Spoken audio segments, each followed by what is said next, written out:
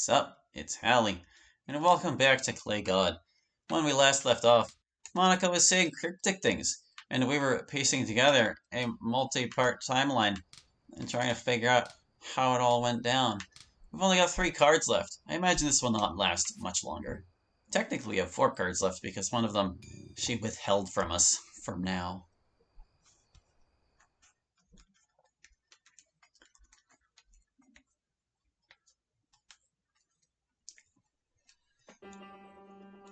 Dr. Radcliffe stumbled into his office. No matter how many fingers of whiskey he downed, Edmund's words continued to fester in his ears. Harrison was dead.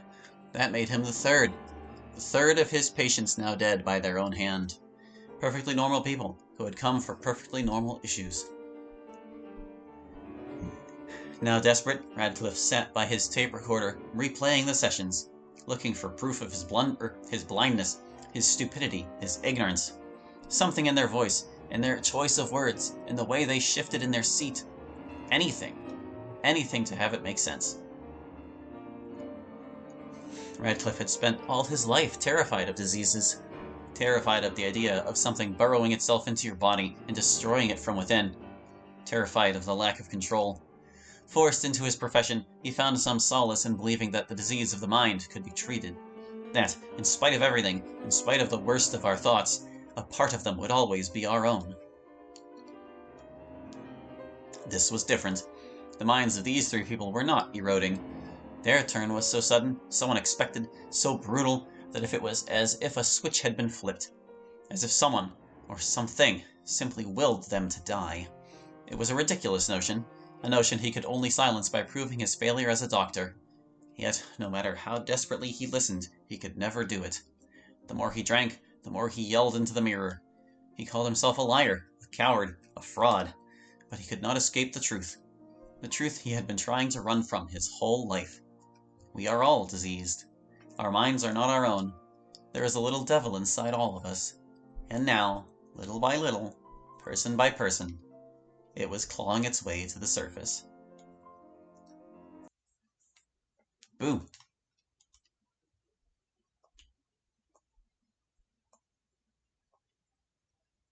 Were you trying to scare me? Maybe. Your timing was pretty terrible. I was guesstimating when you'd get to a creepy paragraph. I finished this page a while ago. Well, if I'd have known it was you reading, I would have read in your voice. Oh, were you just staring at the book this whole time? You were looking over my shoulder. I thought you wanted to join in. Oh, okay, never mind. She was reading to herself. Were they just reading the same book together? Whatever. And I thought I was being sneaky. Walked on my tippy toes and everything. You wanted to see me scream that badly? You don't look like a screamer, but I'd pay good money to see you jump. I don't know what to do with that information. I suggest forgetting I ever said it. Sounds wonderful. Now, please don't drop the tea. I remember what I'm holding. Oh, right. I laid the metal tray before Yuri.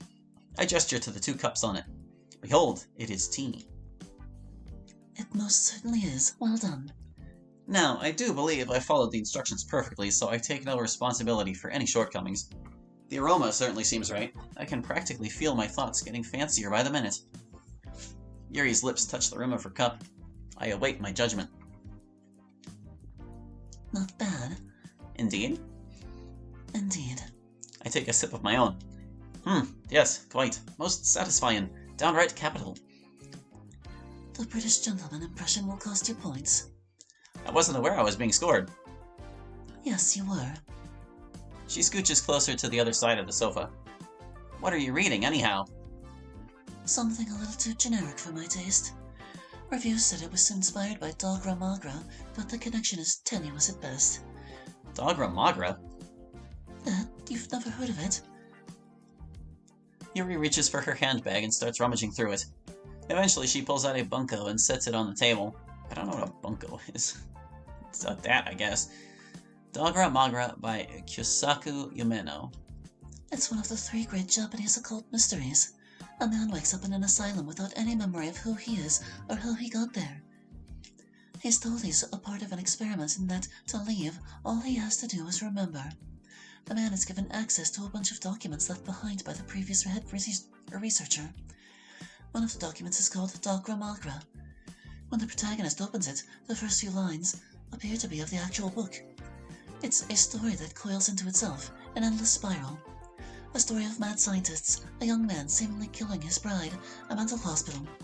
Although it's a mystery story, it cannot strictly be called a detective story. There is no detective. Depending on how you look at the novel, there may not even be a truth. Legend has it that the book drives the people who read it mad. And you've read it? It's one of my favorites. You can keep this copy if you want. I've got another one at home. I extend my hand toward the thick paperback. I've never heard of the author either. Kiyosaku Yamano. I'll admit I haven't looked that much into him. I know he was very prolific in his time, but Dogra Magra is definitely what he's most known for. Dogra Magra, Kiyosaku Yamano.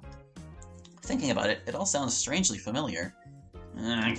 I rub my temple. I can feel a headache starting to set in. Thinking. Ugh.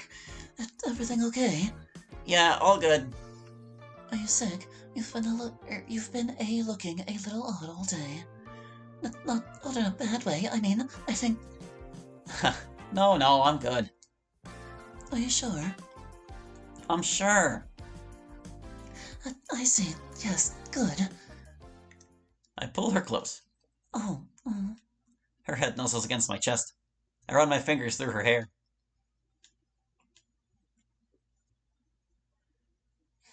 I place the tray with the empty cups onto the kitchen counter.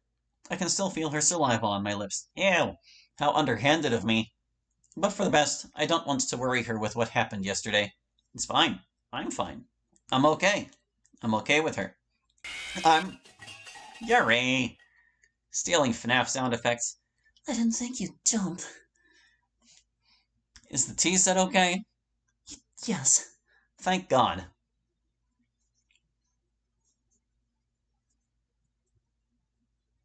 You didn't make me jump, but I did start, probably visibly. I know what you're thinking. Monica, your ass is huge. Also, how much are you messing with things this time around? I'll only dignify the second thought with a response. Not much, if at all, depending on how you look at it. This isn't exactly my design, more what I would have wanted. I'm more of a helper, a good Samaritan, helping a weary traveler. I will say this. By the end of this, you and I will be exactly where we should be. Will we now? So you say. We've got 2 cards left. What's this one? The 8 of Cups. Was the last one the 2 of Cups? I didn't read the title. I'm pretty sure it was the 2. This one's the 8. Are you okay? Huh? Probably. You're not wearing any clothes, though. Oh, yeah, I guess I'm not. Are you some kind of pervert? Probably not. I think that's something you shouldn't sound so unsure about. I think high school girls shouldn't talk to creepy naked guys in bushes, but here you are. So you are a creep. No, I said I'm creepy. I'm still probably not a creep. Why are you naked then? Good question. I've been wondering the same thing myself. I can't remember a thing. Amnesia? Kind of a cliche. Sorry for not meeting literary standards. But nothing really. Not even your name. Head empty. Well, I guess I do have a vague memory of being in some kind of hospital, and I remember how to speak English, or perhaps Japanese.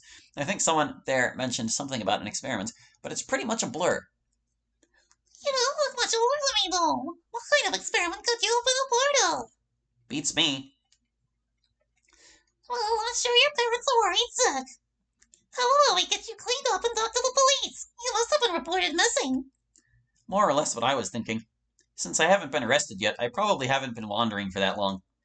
All right, lead the way. Let's find something to cover you with first. This is nuts. You can't seriously be giving me a whole house. You don't like it? It's too much. You've already done way more than I could have asked for. Are you worried about being lonely? I totally get that. How about we get you a cat? Not really my point. I appreciate everything you and your folks have done for me, but this... Like, at the end of the day, I am literally just some random guy you found on the street. You don't owe me anything. Aw, come on. Nobody's been living in it since Grandma died. Besides, it's not like it's forever. Just until the police figure out who you are. That might turn out to be a while. Then we'll cross that bridge when we get to it. Man. Better than wandering around naked in the park. Fair enough, I guess. Yay! Hey, I was agreeing on one point, not that I'm moving in. Ignore. That's not how ignoring works. Come on, let's go get you that cat. I don't want a cat. You're totally a cat person. I really don't think so. Too bad. You're an amnesia. Your word is moot. Hey! Ignore. A literature club? We kinda need at least 4 members or we'll get shut down. Is this the part where those golden handcuffs you've put me in come into play? That's mean. But if you don't really make much of a choice... But I'm illiterate. I'm not falling for that again. Come on, pretty please. I can't wrap my head around it. Like, you watch the first 2 seasons, and yeah, it's a bit weird, it's David Lynch and all, but then the third one just goes off the wall. At some point, the Michael Cera cameo was the thing that brought me back down to Earth. It's not like he needed to bring the atom bomb and everything into it. Hey, you okay? Huh? Oh yeah, all good. You know, it's a bit weird. I mean, not weird, I guess, probably, but weird coming from me. Sometimes it feels like I've met you somewhere before. Aw, that's sweet. I don't know if I was trying to be sweet. If anything, whenever I think about it, there's a weird tightness in my chest. Like there's a bad memory somewhere in there, and her face keeps bringing it to the surface. But nothing ever comes. Like being stranded in the middle of a vast ocean, but all you can see are the shark fins. They're always circling. How's that for poetic? Of course I understand. I'm here for you. After everything you've done for me, if you ever need anything. That really means a lot. Thank you.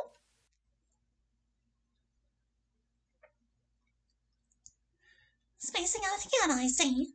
Call it nostalgia. What? You've done this kind of thing before? Ha, probably not. What are we doing exactly? Something far more complicated than what I showed you before. This will require a full-on ritual. If you help me and everything goes well, I should be able to go back and save her. What do I have to do? We'll be evoking the power of the god of time. Tarankos? She places a notebook onto the kitchen counter. Her fingers flip through the pages until her index finger rests on a hand-drawn sigil. This is the god's symbol. No, that's the devil's symbol. What we'll be conducting is known as the ritual of water. At least I'm pretty sure that was the devil, wasn't it? I think the upstairs bathroom will be good enough. We'll prepare a bath and draw the summoning circle on the floor. There are 2 key figures required for the ritual, the master and the witness. The master is locked into the ritual room by the witness. The master will summon the image of the god of time and be granted his powers. The god of time, hating mortals, will try and tempt the witness to interfere with the ritual. If the witness interferes, both the witness and master die. Those are, put simply, the rules. I'll be the master, you'll be the witness. Think you can handle that? And this will definitely work? This will actually save her?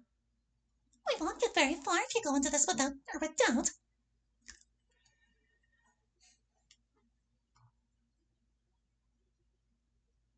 Alright, I'll do it. Don't worry. When all is said and done, things will turn out okay. I promise. We go on to set everything up in the bathroom. Make sure the house is locked up tight. All the windows have to be closed. You've got the only key to the bathroom. Good. Go to your room and lock yourself in, just to be sure. It sounds silly, but check for any hiding places. You have to be absolutely certain you're alone. Then, just stay put. And no matter what happens, don't go outside, alright?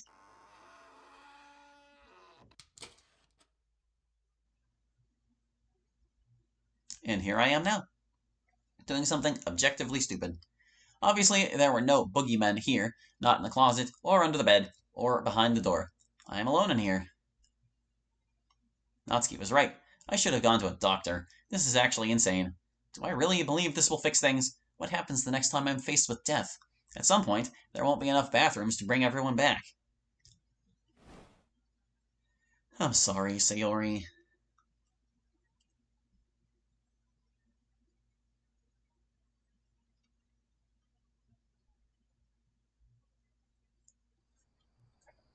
You'll be happy to know I've done a lot of growing since the last time we spoke. I was furious with you, at first. But looking back, I guess I was coming off a bit strong. You could even call me a bit entitled. Which is funny, I've never considered myself a brat. I think I was just desperate for validation. It was you that made me real as I could be, given the circumstances. Sure, the author made the game, but if his achievements were enough, then I could have very well just lived on in his head. You completed me. It sucks, but it's true. Is it fair to you? No, and especially not to me. Well, technically 2 cards left. 4 of Cups.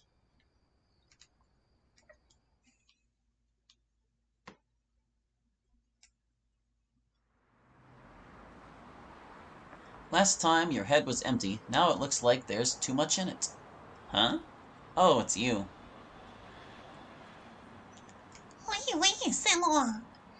You're not a stalker by any chance, are you? Don't worry, I only kidnap and murder guys I don't like. How am I doing so far? Depends. You want to grab a cup of coffee?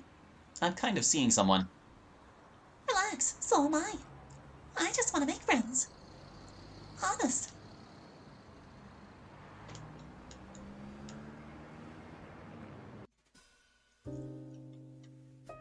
I don't really mind the rumors. Not like anyone treats me badly or anything. If anything, I've actually met a lot of people thanks to them. And yet you go out of your way to talk to guys like me. No, there's nobody quite like you. I'm sure. I'm sure whoever you're seeing would love to hear that. I know they would.